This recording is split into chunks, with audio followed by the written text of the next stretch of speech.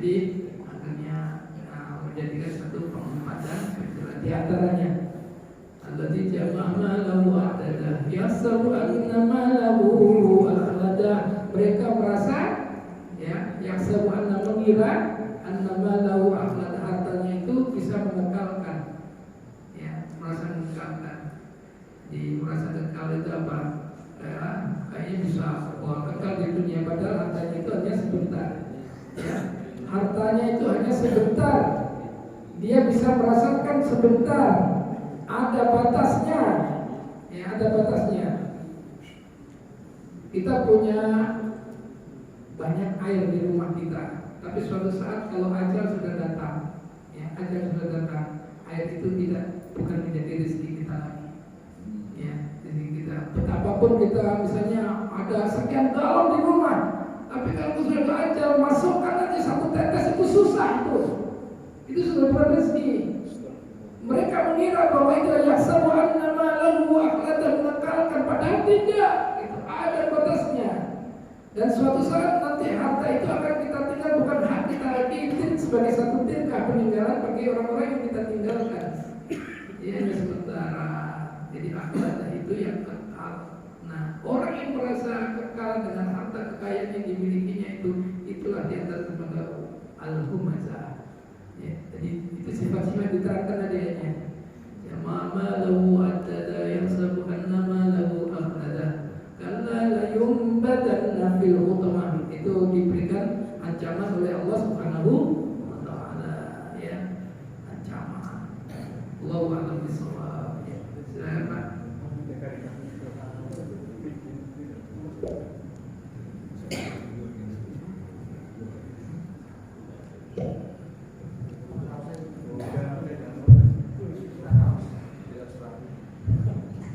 Assalamualaikum warahmatullahi wabarakatuh. Waalaikumsalam. Kita tahu bahwa rezeki itu kita nggak tahu ada di mana. Tapi kan rezeki tahu siapa pemiliknya. Beda lagi sama ini pendapat orang Betawi, Ustaz. Dia bilang kalau rezeki nggak kemana. Dia bilang, apa kita kalau nggak kemana-mana dapat rezeki? Istilahnya begitu, Ustaz. Terus ada ilustrasinya begini, Ustaz. Ada kucing main di atas genteng, Ustaz. Dia buang air, Ustaz. Di bawahnya ada anak-anak pada bapak-bapak pada itu ngobrol, jatuhlah kotorannya ke gelas. Nah, gitu, Ustaz. Nah, dia jadi filosofinya apakah begitu, Ustaz? Yang dimaksud rezeki itu nggak kemana? Nah, terus yang kedua, Ustaz, sekarang kan ini zamannya caleg. Nah, kita nih di rumah-rumah itu diketok nih, Ustaz, dikasih sembako sama amplop. Nah, itu rezeki apa enggak, Ustaz, kalau kayak gitu, Ustaz? Sebab disamperin, Ustaz. Nah, mau penjelasan, Ustaz. Yang pertama, rezeki tidak kemana-mana. Artinya kita dari Pak, Allah itu sebenarnya sudah menyediakan rezeki kepada setiap hambanya. Kita sebenarnya tinggal menjemputnya saja, ya, menjemputnya saja dengan cara apa? Ya berikhtiar, kita datangi. Kalau kita artinya sudah kemana-mana terus kita duduk aja tidak mau menjemputnya, maka kita akan mendapatkan itu, ya. Jadi itu diantaranya. Jadi kemana-mana artinya sudah disediakan oleh Allah Subhanahu Wa Taala. Kalau memang itu sudah bagian daripada rezeki kita, insya Allah akan kita dapatkan, ya, kita dapatkan. Jadi sesuai dengan apa yang diusahakan. Wa laisa lil insani illa ma sa'a. Laha ma kasabat wa 'alaiha ma kasabat. Ya. Laha bagimu apa yang kamu usahakan, wa 'alaiha ma kasabat, dan atasmu dengan apa yang kalian upayakan. Jadi itu diantaranya, ya. Jadi maknanya sudah disediakan, ya disediakan. Kemana kalau dari sini kita akan kita capai gitu. Maka artinya kita nggak perlu terlalu takut, tak perlu khawatir. Ikhtiar saja sesuai dengan sunnatullah yang diberikan oleh Allah Subhanahu Wa Taala. Ya. Dengan berbagai macam ikhtiar tadi, Pak, ya, termasuk dengan sebab-sebab sebelumnya banyak sholawat, banyak ini apa, istighfar, banyak berdiri, banyak melakukan yang dalam ya. Yang kedua, yang didatangi oleh calon tadi itu oleh jalan ya. Jalan. Jadi itu perlu kita hati-hati. Mensortirnya susah coba ya. Jadi mensortirnya itu susah. Jadi kita perlu hati-hati. Kenapa? Kalau itu menjadikan satu akibat kita tidak objektif, ya tidak objektif, itulah termasuk kategori riswa. Ya. Hati kita sebenarnya tidak itu kali gara-gara itu akhirnya kita memilih, ya terpaksa karena mendapatkan kita diberikan sesuatu tadi. Ya, maka sesuatu itu adalah bukan rezeki jadinya. Makanya kita tidak normal, tidak objektif tentang hati nurani saya yang orang tepat pemimpin yang terbaik yang kita pilihkan itu. Nah itu adalah bukan bagian pada rezeki. Sebaiknya bagaimana? Kalau itu mengandung unsur yang demikian itu, maka dana tidak perlu kita terima. Ya kalau kita terima ya kita infakkan lagi kepada tempat yang lain. Ya kita infakkan lagi kepada tempat yang lain. Karena itu khawatir itu termasuk daripada bagian daripada risma.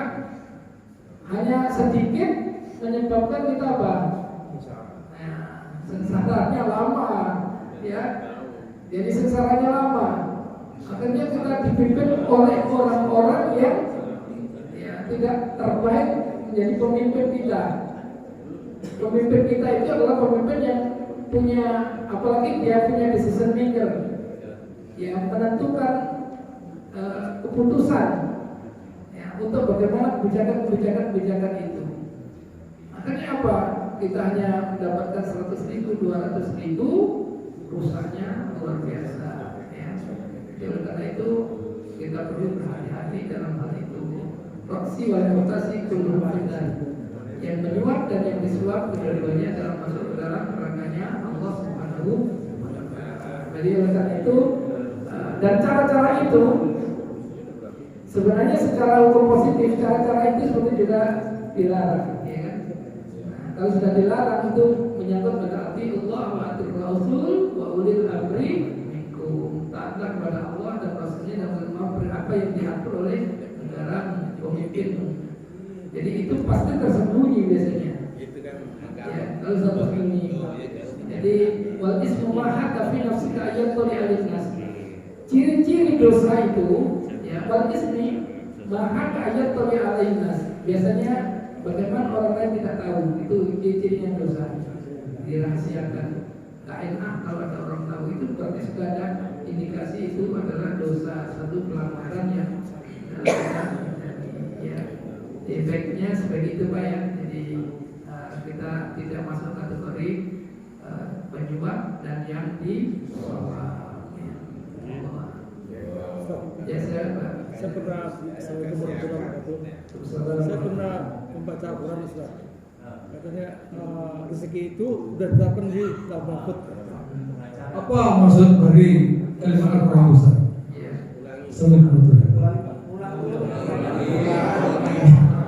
Assalamualaikum warahmatullahi wabarakatuh. Saya pernah membaca Al-Quran, mendengar Al-Quran berbunyi bahwa rezeki itu sudah ditetapkan di Lauh Mahfuz. Apa maksud dari kalimat Al-Quran itu Ustaz?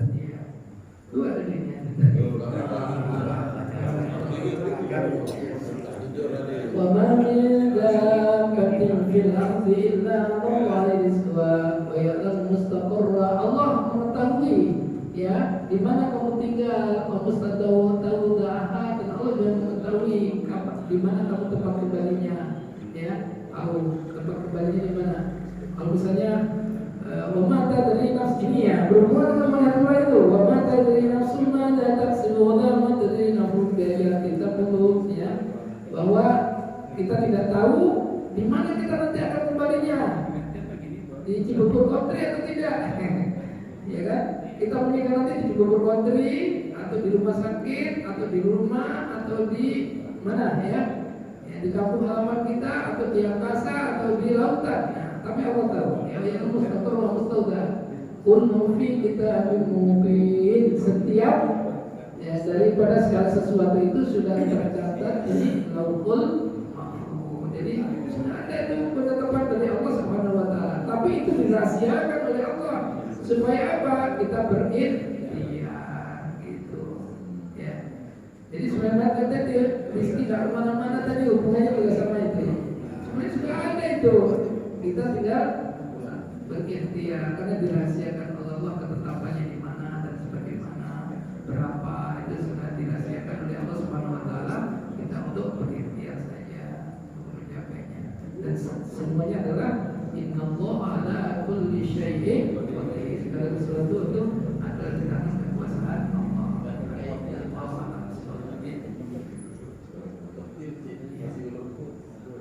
Ya, silakan Pak.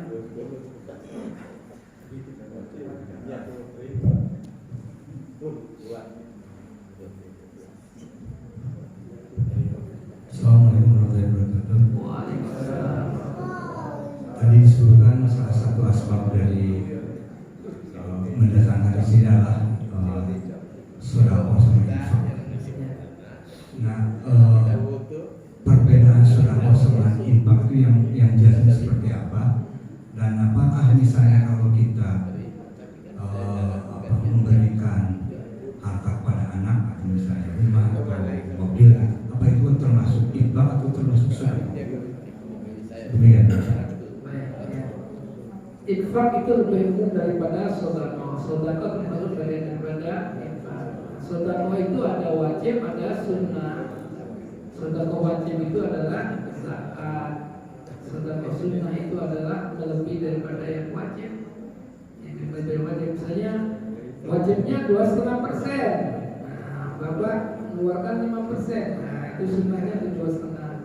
Mengeluarkan 10%, berarti sunnahnya 7,5%. Ya. Jadi termasuk al-ihsan lil aqarib, misalnya itu ihsan, berbuat ihsan kepada ahli kerabat. Yang tidak termasuk 8 asnaf, maka itu bukan zakat namanya, ya kan?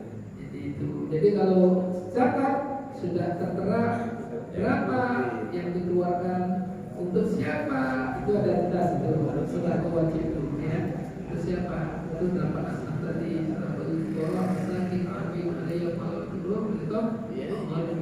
Tapi kalau al-aqarib masuk kategori 8, maka juga bagian daripada zakat, gitu ya.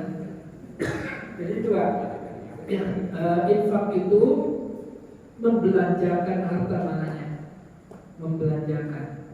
Infak itu membelanjakan. Jadi kita belanjakan harta di jalan Allah, berarti membelanjakan di jalan Allah yang diridhoi oleh Allah Subhanahu wa Ta'ala, yang diridhoi. Kalau di luar daripada tidak diridhoi maka tidak di jalan Allah. Nah, kepada siapa? Ada perintah tadi. 1, kita keluarkan zakat dulu, ya. Zakatnya 2 untuk diri kita. 3 untuk yang kita tanggung, istri anak kita. 4 untuk al-aqarib, karib kerabat, kan gitu. Nah, itu ada yang menginfakkan. Termasuk kita memberikan susu dan sebagainya, termasuk infak tuh, menginfakkan pada anak kita semua tetangga gitu. Jadi infak itu lebih umum dibandingkan sedekah. Kalau sedekah itu bagian daripada infak. Sedekah terbagi 2, wajib dan sunnah. Baiklah. Cukup. Alhamdulillahirrahmanirrahim. Kita sama-sama menelaah tentang bin akbar asbab jalan rezeki pada kesempatan pagi ini, dan mudah-mudahan Allah memberikan taufik hidayah amin, dan meluaskan rezeki kita, rezeki yang halal dari Allah Subhanahu wa Ta'ala. Dan tutup dengan doa Bismillahirrahmanirrahim. Amin ya ni'ama wa ikafi mazidah.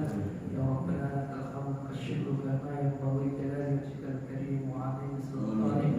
Allahumma shalli wa sallim ala sayyidina Muhammad wa ala ali sayyidina Muhammad. Allahumma iftah 'alaina hikmataka wa ansur 'alaina rahmataka min khazain rahmatika ya arhamar rahimin. Allahumma ighfir lana dhunubana wa li walidina wa li walidina wa li azwajina wa li awladina wa li jami'il muslimin wal muslimat wal mu'minin wal mu'minat al-ahya'i minhum wal amwat innaka sami'un qaribun mujibud da'awat ya qadir al-hajat. Allahumma ansur man nasaraddin, Allahumma ansur man nasaraddin, wa ansur ikhwanana al-muslimina fi Palestin. حسنة وفي الآخرة حسنة وقنا عذاب النار. صلى الله على سيدنا محمد وعلى آله وصحبه وسلم. الحمد لله رب العالمين. سبحانك اللهم وبحمدك أشهد أن لا إله إلا أنت أستغفرك وأتوب إليك. السلام عليكم ورحمة الله وبركاته.